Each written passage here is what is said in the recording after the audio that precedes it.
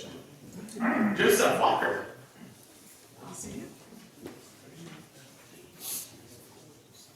Hello, everyone. Gary Everhart is the husband of over 200 months to Carrie and father to Miss Emerson, 12 soon, and her little brother Oliver, 9. If you were at district conference in Roanoke a few years ago, you couldn't miss them because they probably shook you down for your exchange with their cart buckets in their hands. Gary has been in Rotary since 2003 and has recently helped initiate a downtown club in Greensboro. In 2011, he was asked to represent District 7690 for the CARTS Fund and has been actively promoting the cause ever since. CARTS stands for Coins for Alzheimer's Research Trust, and Gary will tell us more about CART shortly. Gary enjoys golfing, soccer, and supporting his kids on the Grandover Griffiths swim team, as well as traveling all over our great state for soccer tournaments. Gary's family attends Westover Church in Greensboro, where Gary was a deacon for the past few years. Gary spent over 2 decades in life and health industry running his company, Family Securities Corporation. Carrie took over the business 2 years ago, and she specializes in Medicare and long-term care. Since 2015, Gary has worked with Thrivent Financial, a faith-based financial services company, and helps their members to be wise with money so they can live generously. Gary was born in Chapel Hill when his father was a senior there and attended college at UNC 18 years later. He is literally a Tar Heel born and bred. And no, he doesn't want to talk about Saturday's game. Please help me welcome Gary. Come on.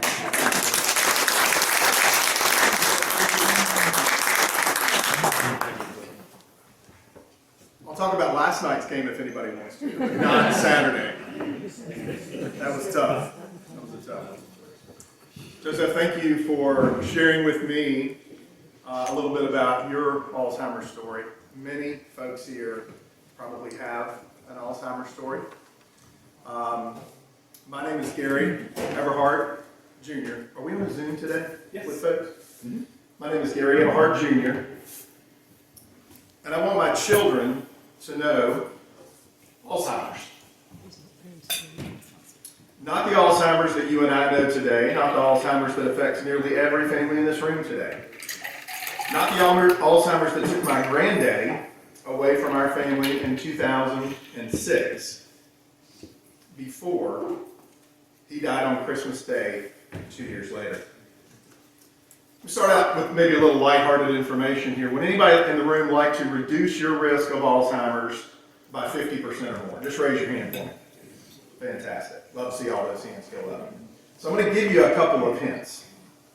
The first one, which is very unfortunate, don't live past age 85. I'm sorry about that. For those of us who make it to age 85, we have about a 50-50 chance of developing Alzheimer's. So if you'll humor me for just a minute, just look at the person beside you. Just turn and look at the person beside you and think about this. One of you are probably going to get it if you live to 85. Now they're hoping it's you and you're hoping it's them, so that's okay. But let's talk about some ways that we could potentially reduce Alzheimer's. Number one, exercise. The brain is actually a muscle, according to Dr. Karen Pollard, who is a neuropsychologist with the Crescent Club in Greensboro.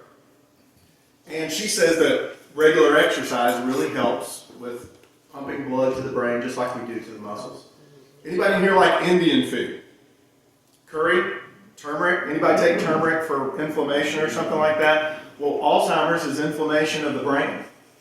And so turmeric is one of the few spices that can get into our bodies and actually bypass the blood-brain barrier. Turmeric on a regular basis is something else. Anybody like green tea? Brewing it at home? Green tea? Yeah, it's interesting because I go to these meetings, you always have this delicious sweet tea here. The sugar could be a little problematic for you. But I will say that green tea is not what we have here. What we have here today is actually black tea, but it's brown, It's not green, so I'm just going to move on from that. If you brew your own green tea at home, maybe put a little local honey in it, as I do from time to time to help with allergies. Those three combinations can actually reduce your risk of Alzheimer's up to 50%. Incredible. So, let me tell you a little bit about a gentleman from Sumter, South Carolina. His name is Roger. Thank you for laughing at that. I appreciate that. His name is Roger Ackerman. Now, Roger had an idea, a very novel idea, back in the early 90s. He called her his mother-in-love. That was his wife's mother, who lived with him until her last days. She was a very active woman up into her 70s and then started showing some cognitive decline. And by the end, yes, it was Alzheimer's, and they lost his mother-in-law. Well, Roger had an idea. And that idea stemmed from what we do to help combat polio, what we do to raise money just a little bit at a time. He thought, you know what? Rotarians, and think about this in 1995, everybody had a little loose change in their pocket, right? So he brought a bucket into the meeting, and he said, hey, let's just see how much loose change that we have. I want to raise money to help fight Alzheimer's. That little endeavor, from 1995 to when it was approved all over the Southeast in 1999, raised about $100,000. That $100,000 set up the very first CART fund grant. Roger had a goal. Roger's goal was we are going to give 100% of the money that we raise for the CART fund to research. Now, I'm not going to talk about other charities out there, but you folks probably are aware of this. If you support a charity and they give 70% of the funds that they take in to research or to actually go to whatever that charity's about, that's pretty doggone good, right? 80%, even better. 90%, almost unheard of. Folks, Rotary has given 100% of the funds that we have raised since 1995 to research. And you're going to learn a little bit more about some of the researchers today as well. We lost Roger in 2018. Roger had another goal. His goal was, listen, it's taken us a long time, but we are going to start giving away $1 million a year by 2020. Well, we lost Roger to pancreatic cancer. Very tragic in 2018. But with the help of clubs like yours, because yes, that year I came into your club, and your club was very generous.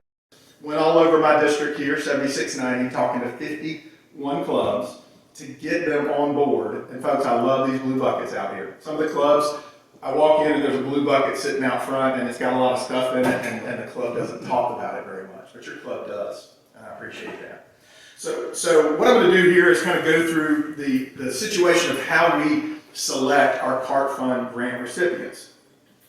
First and foremost, we take reviews of 30 to 80 letters of intent. And by the way, if you know anyone at Wake Forest, anybody in the medical system, a gentleman at Pembroke a couple years ago got a very nice grant from us as well, just because someone locally around here knew he was doing something with Alzheimer's research. We're going to narrow the focus to the top 10 to 15, obviously collaborate and recommend the top award, and then we're going to recommend funding levels. So our goal is to give $1 million a year, and we've done that now since 2019. So what does the CART fund support? For those of you who are familiar with what cancer really is, cancer is not just one type of cancer, right? There's skin cancer, there's internal cancer, there's lung cancer in people who've never smoked. There's just so many different types, over 100 types of cancer. Well, there are so many different ways that we're battling Alzheimer's today as well. And it's not just, hey, how do we get those plaques and tangles out of the brain? That, interestingly enough, we see those plaques and tangles sometimes forming in people in their 30s. But sometimes those people even build those up and don't ever have Alzheimer's. Very interesting. So, elimination of plaques, obviously, the disruption of the destructive tau tangles, the penetration of the blood-brain barrier. And folks, this is huge. For you folks who are familiar with nanotechnology, which is very, very microscopic technology today, we're looking to bypass the blood-brain barrier. Most of the prescriptions and the things that we take and our food that we eat goes into our stomach, goes into our gut. Our intestines help us absorb the minerals from it, but very little of it gets up through the blood-brain barrier. So that's very unique. And then FDA-approved drugs for novel use, early detection, very important as well. So crossing the blood-brain barrier, CART research has supported molecular binding techniques that allow passage of large molecules through the blood-brain barrier and into the human brain. Again, very unique in that most of the drugs that are out there work in our gut and our intestines. The discovery of LR11.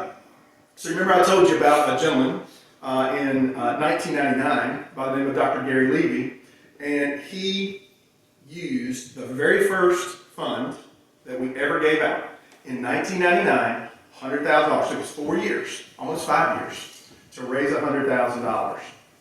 And that led to the discovery of LR11, a human gene mutation that is the largest known genetic risk factor in predicting late onset Alzheimer's disease. Phenomenal. One of the things about Dr. Levy too is that he sits on our board now. He helps us to select our grant recipients. And he parlayed that $100,000 of research. Think about the seed money that you might give today, or that you might give over the rest of your life to the CART fund. He parlayed that $100,000 into a $7 million grant for NIH. Folks, it is the research that some of our recipients are doing that is just getting them to a position, to a place where they can get on the map to get some big money. And then, of course, there are some private donations that he's received as well. Live positive diagnosis of Alzheimer's disease using an MRI and PIB. Well, that's another one of our grant recipients, too. And this is being used worldwide now. It used to be that we couldn't really diagnose Alzheimer's until after death. You can look at a brain. It used to be one of my slides here. People don't like to look at shriveled brains. But 40% reduction sometimes in the size of a brain for someone who's in stage Alzheimer's. CART fund granted the discovery of effective, accurate, and inexpensive diagnosis of Alzheimer's disease using a simple eye test. Remember I told you about the curcumin, the turmeric? There's a way that, binding with nanotechnology, that curcumin can actually get into our brains, and the curcumin itself attaches itself to the plaques and tangles that are in our brain, and using an eye scan, that shows up glowing neon. So the more glowing the eye scan shows, the more plaques and tangles that you might have, but that you might be also fighting it with that curcumin. Talked about Dr. Alan Levy receiving the first $100,000, he parlayed that, and then got another $25 million private foundation grant. Dr. Gary Landreth received $250,000, got him $1 million NIH grant, and findings allowed $200 million for a follow-on grant from GSK. Absolutely phenomenal. He never would have been able to do what he did without funding, and so much of his funding came from CART fund. Dr. Harry Levine received a $250,000 grant as well, and another $22 million NIH grant. So this is where we are. I'm not going to go through all of it. But as of May of 2021, and by the way, in just a couple months, I'll be back in Columbia, South Carolina, to work with all of the other CART, the district CART chairs, people from around the area, and our executive director, Bill Shillito, who's just absolutely amazing. By the way, anybody here, I don't want to miss this, anybody here going to PETS in a couple weeks? Or that's in March, I think. There will be a display there, and Bill Shillito will be there as well. I would highly encourage you to engage with him. He is retiring after this year, so a great opportunity to meet him. And again, over $11 million, 100% of which has gone to AD research. The buckets that you see on the table, those are donated. The pen that Joseph, don't let me forget to give you a pen today, as the CART angel from your club here, those pens are donated. Bill Shillito donates his time. I will say this very quickly because we're able to compensate him, but let's think about this. Anybody, where's Diana? Diana, where'd you go? You're in banking, right? If I put $1 million into a 1-year CD right now, what would that pay? Never mind, I don't want to embarrass you. We all know what interest rates are today. And folks, that's across the board. I'm not making fun of banks necessarily, right? But the little bit of money that we're able to generate from the interest from investments that we have is what goes to take care of the expenses over and above what we get to research. Here's some of our May 2021 grant recipients, and before I get to that, I always like to, this is kind of fresh for me. I want to tell you about a couple of recipients from the past because I really like this. So what's so special about our CART grant recipients? Well, they help us lay folks learn terms like tau, beta amyloid, plaques, and even microglia. Microglia are the little soldiers in our brains that help repair damage from concussions and other trauma when we're younger, but which unfortunately can compound the problem of Alzheimer's Alzheimer's when plaques and tangles begin to show up. So here's a hypothesis. Can we manipulate those microglia, those little soldiers in our brains, reprogram them, or simply turn them off? That's the challenge being taken up by one of our recent CART grantees. Or could we encourage them to eat the plaques that are forming in our brains? Think about that for a minute. Yes, that's the newest hypothesis by Dr. Terrence Town of the University of Southern California. Dr. Town received $250,000 at our CART board meeting back in May of 20, and he's already shown the promise that these little soldiers could have in helping to stave off or potentially even cure this insidious disease. So we learn new and exciting advancements, therapies, and physiological information every year about Alzheimer's at our annual board meeting when the doctors present their research findings to us. Then we leave committed to raise even more. Our goal was to raise over $1 million annually by 2020, just a few years ago, but we met that goal for the first time in 2019, the year after we lost Roger Ackerman. How are we going to do that with folks just like you? Quick question. Any of you in here have Amazon? You shop on Amazon. Go ahead, everybody. Okay, if you don't shop on Amazon, stand up. Never mind. If you go to smile.amazon.com, not Amazon, but smile.amazon.com, you can link your Amazon account to any charity of your choosing. I would recommend you do it at CART, and that's the 4-way test. If you haven't done that yet and you link it to another one, God knows. I would recommend you do that. My wife and I, because of the thousands and thousands of dollars that we've spent with Amazon over the years, we've given hundreds of dollars to the CART Fund just by clicking purchase. And yes, it's very convenient. Support your local grocery store and all the other folks around here that you need to do there. That's an easy way to give on a regular basis. I'm going to challenge you folks at the end here to maybe dig a little bit deeper today as a result of me being here. Dr. Susan Ketch, PhD at the Salk Institute, got the Roger Ackerman Grant this past year. Her research goal was infectious history as a determinant of age-related inflammation in Alzheimer's disease. What I had mentioned before is Alzheimer's is inflammation. And folks, diabetes is inflammation.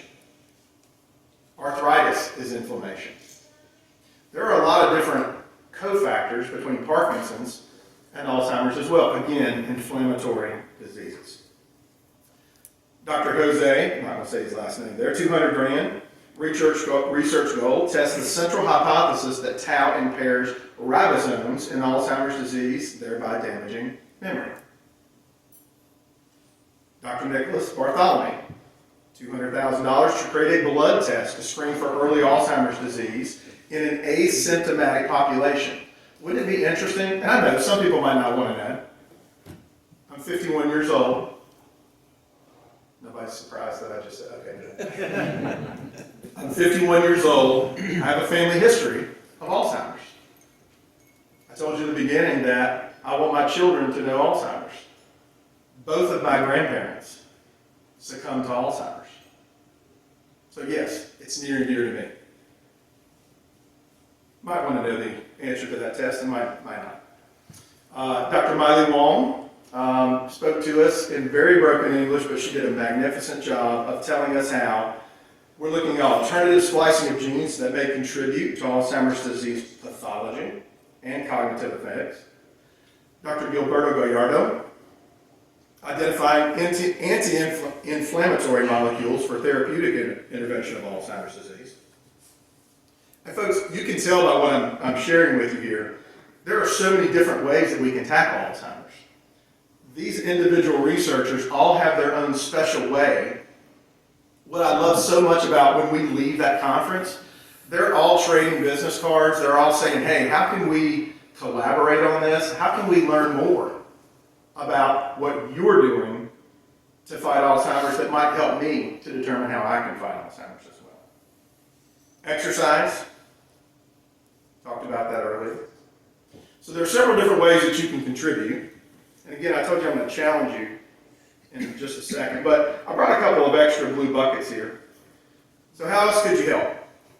You could grab a blue bucket and place it at your office. If you work for corporate America, or know folks who do, you can check on corporate matching for charitable giving. My company matches every penny that Carrie and I give directly to CART each year.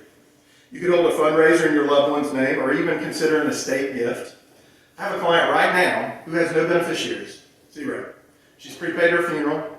Her mother died of Alzheimer's at 62. And when she passes, she's super healthy, 75 years old. When she passes, hopefully in 20, 25, 30 years, all of her money is going to go to the CART fund. And it's all because we had that chat and because she saw that in my office as well. She wanted to learn more. You can give an honor memory for someone you know whose life has been forever changed by the only cause of death in the top 5 that is actually rising now. Heart disease, cancer, stroke, heart attacks. Those incidences are all headed down. But folks, my grandfather, who, Lord willing, will be 93 years old next month, had a quadruple bypass in 1990. Yeah. Medical advancements help. We're looking for the type of advancements that will give us our first Alzheimer's as a survivor, because Alzheimer's today always wins. So we know a couple of ways to potentially reduce Alzheimer's risk. But I told you at the beginning of my presentation today that I wanted my children to know Alzheimer's. They don't have a clue what Alzheimer's is right now. They don't really understand why their daddy keeps taking blue buckets all over the place with him to speak to Rotary clubs, or why he wears that shiny golden pin on his suit jacket. And one day, they will know that Alzheimer's, in fact they do already today, that Alzheimer's took the lives of both of my paternal grandparents, even though only one was diagnosed with it. You see, Alzheimer's isn't just about the journey at the end of someone else's life. If you'll point your eyes over here, you see that top left picture there? That's 2010. That is my grandmother Violet. And yes, from 1961 to 1985, my grandmother and grandfather had a child at Ledford High School here in Thomasville. Had 6 kids, 1 boy, my dad, 5 girls. But in 2010, my daughter Emerson was born. Her name is Emerson Violet. And you could probably guess why. The special relationship that I have with my grandmother transcended everything for me. My grandfather passed away on Christmas Day of 2008. And you can't really see it in that first picture, but the caregiving that she provided him had already put her in a tough situation. 2012 was terrible for her. She was in the hospital or a facility for about half a year. In 2014, you can see the results of caregiving. We lost her the day after Mother's Day on 2016. My grandmother would be 96 years old today, and I feel like she would still be here if she hadn't been a caregiver.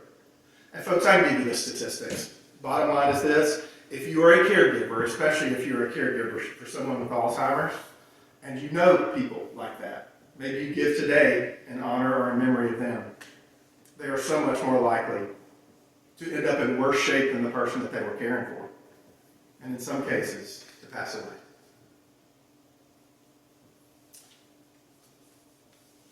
So I told you earlier, I want my children to know Alzheimer's the way that they will know polio.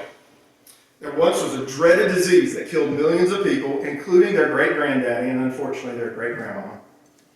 But that their daddy, with a lot of help from the CART Fund and awesome folks like you, helped make it go away.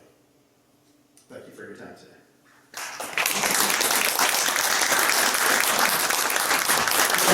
Anybody have any questions before I challenge you? I answered all your questions. That's fantastic. I want to ask. What are we doing on time here? So how about, can they tell now from blood tests whether you're susceptible to that, if you're had a family history of it? So there are, I did the 23andMe ancestry, and you can actually tell there's an APOE4 gene that comes down from either side of your family.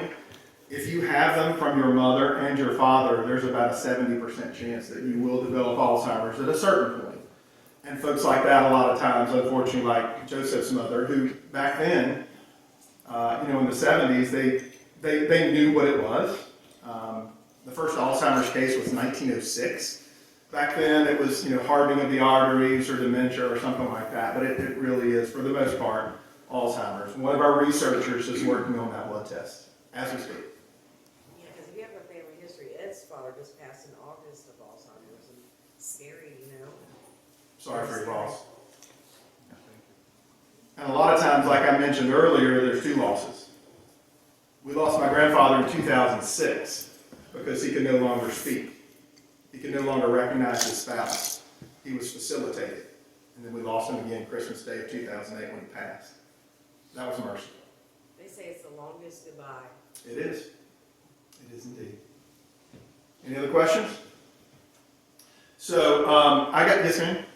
So if I take one of the cart buckets to someplace that I would trust, what do I do? Bring the money back here? Yeah, great question there. So the way that we're, there's actually, say for instance, you wanted to, you knew a local convenience store. Well, we have a gentleman, Tom Fitzgerald, up in Kernersville, is one of our CART fund angels up there, and he actually makes boxes that have a little lock thing on them. We have one in our office as well that people drop them into. And that's really tough. What we really recommend today, and I love to tell people this, so the C in CART fund stands for cash, stands for checks, stands for credit cards. Yeah. So you can actually, and I have a screen for, I'm sorry, what's your name? Megan. So Megan is probably one of the few people in here who knows what a QR code is, but she can take this really smart phone that's smarter than me, and she can put it up to the little code that I have there, and it takes you straight to the CART fund. I don't know if your buckets have those from the ones that I've left in the past, but that's another way that you can give. And one of the things that I would thank you for humoring me on that too, Megan. You're gonna make it great right there. Who's gonna give me some props for recruiting her here today? So what I would encourage you to do today is think about this. Now, many of us don't carry that much cash anymore, right? I have a little right there. Most of us do carry credit cards, or you got Venmo and you got all the other stuff there. But I wanted to tell you about an anonymous match today that one of your members told me about earlier. And that member has agreed to match, whether it's cash, check, or just a pledge. And I think you've got those little sheets where you can put the pledge in. Up to $1,000 that comes in today. If that contribution or part of that contribution that you make is in cash, that cash will be double matched. So 20 becomes 60, 50 becomes 150. I went to school at Chapel Hill. I'm not going to do any more math for you folks out there. And obviously, if you want a tax deduction or maybe making a larger contribution, you can either do that through check or you can do that directly to the CART fund today. Make sure you note it on your sheet. And folks, I can't tell you, of all the clubs that I go around to visit, and of course I'm near and dear partial to my home club, but we don't sing.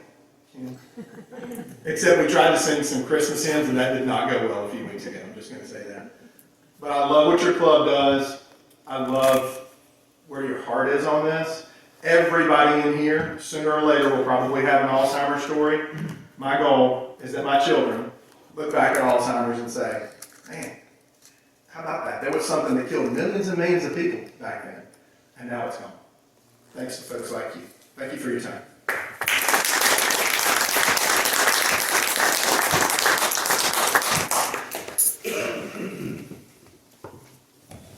Gary, thank you for coming to speak to us today, and certainly a pleasure, and we'll want to welcome you back anytime that you have a chance and are in the area. Thanks to Kim, I'll be back every year.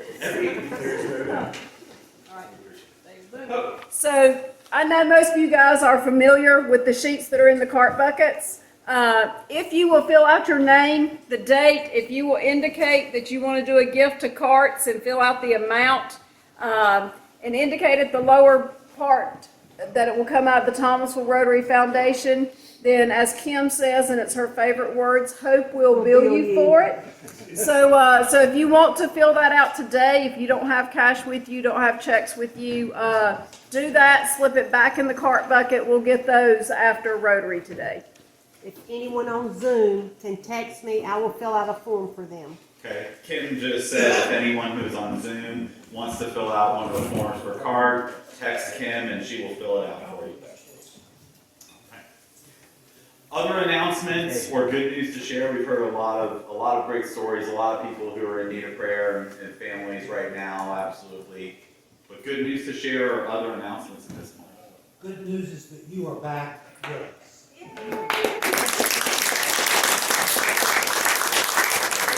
It's great to see everybody, although here's what I'm concerned about, is when I left the last meeting that I presided over, there weren't this many people. Hope runs the meeting for like 2 weeks and I come back and there's a ton of people, so you never know if I'll be back next week. But no, definitely Melissa as well appreciates all of your thoughts and prayers, and everything went very well. Me does not need surgery, which is great, and right now main issue is just kind of pain in the incision area, but no heavy lifting no lifting over 10 pounds for 3 months. So other than that, I'm good.